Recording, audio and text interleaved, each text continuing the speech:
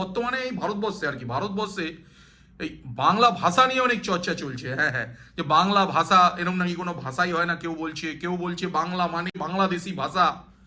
আমি বলছি তারা এই সিনেমাটা একটু কষ্ট করে দেখুন, আর কিছু নেওয়ার জন্য না, কিছু ভাষার ইউজের জন্য।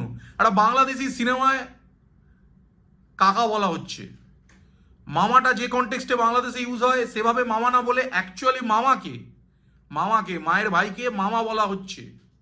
কিছুদিন আগে শুনছিলাম পানি বললেই বাংলাদেশি। প্রথম কথা হচ্ছে হিন্দি উর্দুতেও পানি রয়েছে।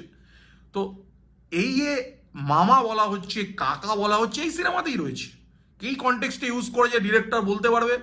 বাট বাংলা ভাষা জায়গা বিশেষে এবং পরিস্থিতি বিশেষে অনেক কিছু এক হতেই পারতো। মামার জায়গায় মামা না বলতে পারতো, কাকার জায়গায় চাচা বলতে পারতো, কিন্তু এই সিনেমায় কোনো একটা কারণে চাচা না বলে কাকা বলা হয়েছে। মামার বাড়ির আবদার ফ্রেজটা ইউজ করা হয়েছে।